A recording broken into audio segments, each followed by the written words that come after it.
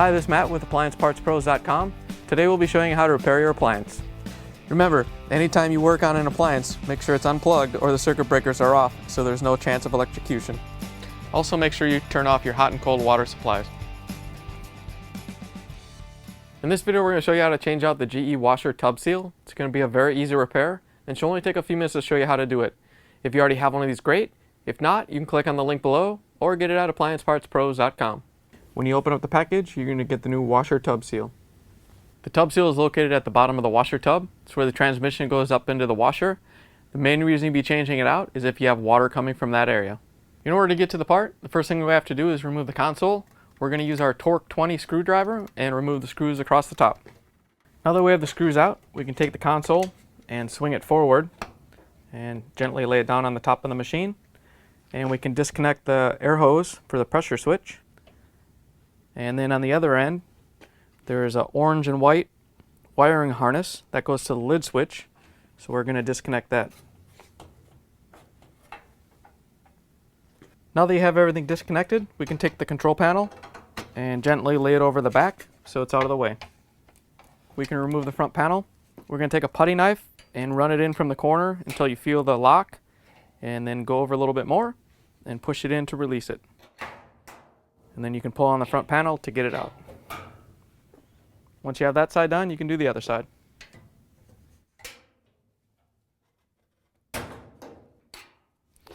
Once you have the clips released, all you have to do is lower the panel down a little bit and lift it off its tabs. Next, we can remove the 2 1/4-inch screws that hold the top to the body. Once we get those out, we can slide the top out forward a little bit and pull it off.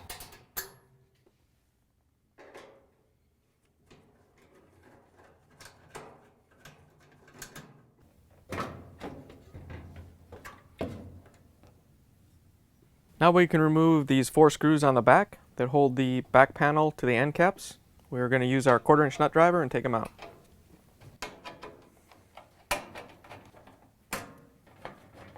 Now that we have the screws out of the rear panel, we can remove the 5 screws that hold in this metal plate. They're 1/4-inch nuts, so we're going to use our driver to take them out.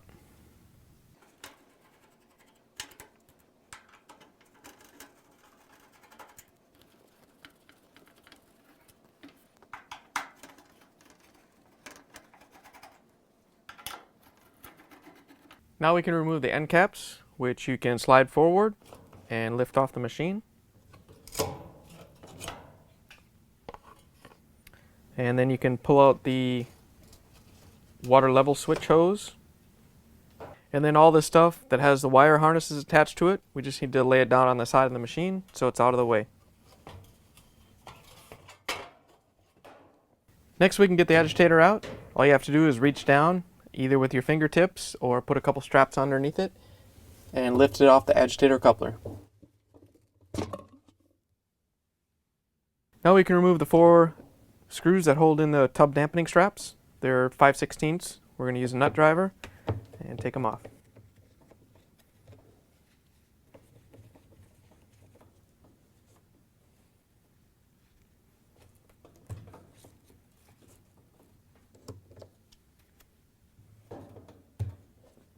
Next, we have to remove the top tub cover.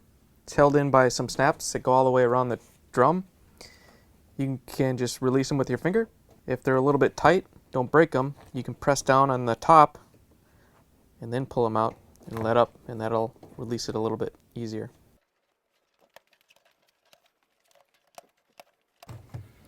Once you have all the tabs off, you can lift the top off the drum.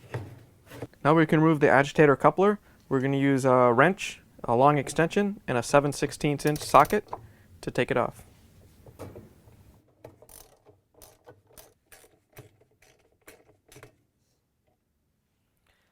Now that you have the bolt out, all you have to do is lift up on the coupler and it should come straight up. Now we can take out the hub nut. In order to get the hub nut out, we're going to use our spanner wrench with our adapter. And if you'll notice on the nut itself, it actually has the word loosen and an arrow this way. So we're going to use a hammer and pound it loose. You want to make sure when you're hitting with the hammer that you don't hit the inner tub and damage it at all. If your hub nut is on there really tight, you can put some rust buster on it, let it sit for a little bit, and then come back and try to get it off. Once you get it loose, you can finish taking it out with your hands.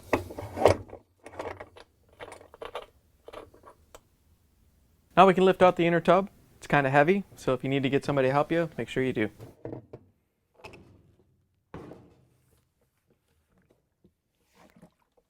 Now we can take off the split ring tub bearing. You can take it off by sticking a big screwdriver in the slot and flexing it so it comes loose on the shaft, and then you can lift it up. Once you have it off, you can take off the washer that's right below it.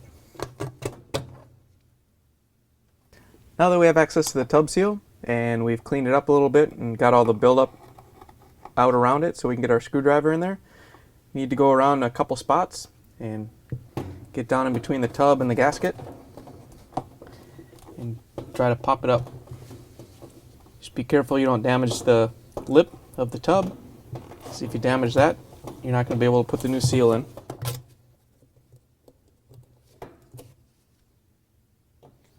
Here's the old tub seal next to the new one. If you already have one of these, great. If not, you can get it at appliancepartspros.com.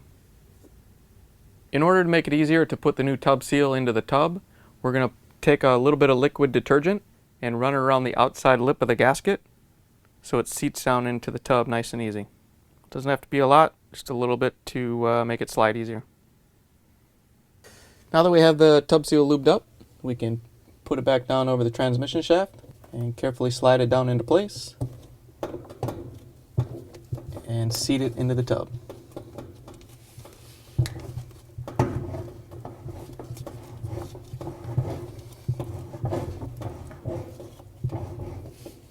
Now that you have the new seal in, we can put the washer back on, and then the split ring tub bearing. Now we can put the inner tub back in. Make sure you get somebody to help you if you need to. It's a little heavy.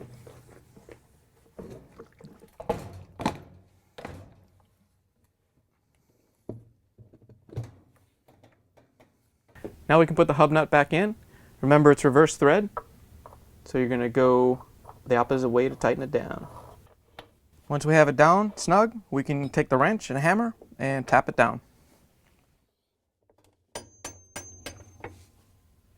Now we can put the tub cover back on and line it up and snap it into place. Make sure you have the little bleach dispenser in the front left corner.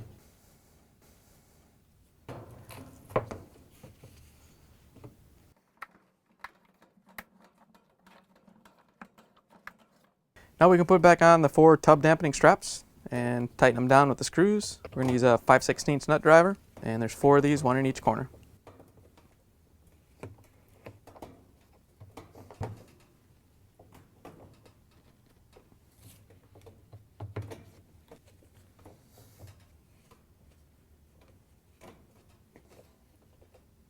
We can put the agitator coupler back in. All you have to do is slide it down the agitator shaft till it bottoms out, and then you can put the bolt in. We can tighten it down with the same 7/16 inch socket that we used to take it out.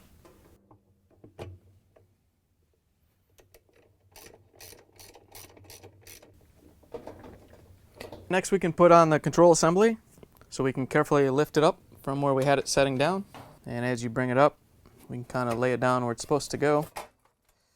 The end cap just has hooks on it that you slide in and pull back a little bit. And then we can line up the screw hole.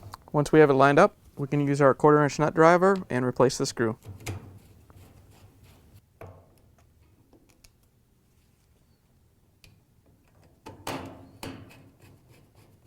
Now we can lift the back panel up into place. We want to make sure that these little tabs go underneath these tabs and that the water valve goes through these holes. Now that that's in place, we can put the other 3 screws in that hold it in place.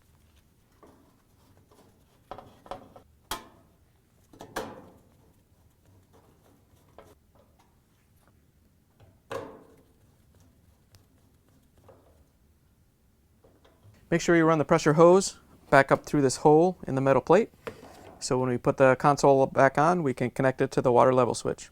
Now we can put the screws in that hold the back panel on.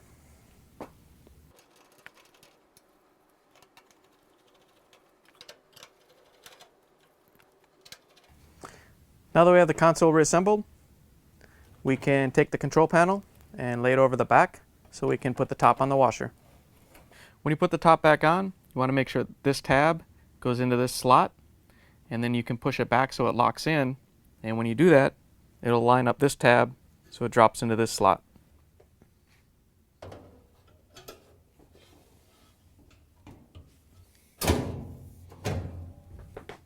Now that we have the top on, we can put the screws in the front. We can use our 1/4" nut driver and put in the screws.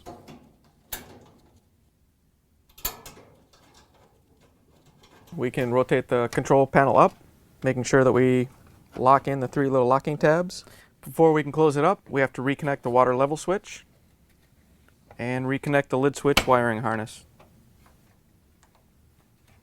Now we can rotate the control panel up and put the screws in with our Torque 20 screwdriver.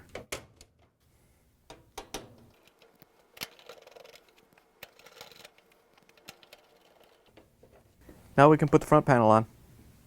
All you have to do is line it up and set it onto the tabs at the bottom, and then lift it up so these pins match up with the holes on the front of the panel. Once you have the pins lined up, you can snap it shut. To put the agitator in, you want to lower it down onto the agitator coupler and get it to line up. Once you have it on, you can push it all the way down and snap it into place. Now that you have the agitator in, you can close the lid, plug it back in, turn the water back on, and take it for a test spin. Thanks for joining us for another successful repair brought to you by AppliancePartsPros.com. Check out our other repair videos on our site, Facebook, and YouTube.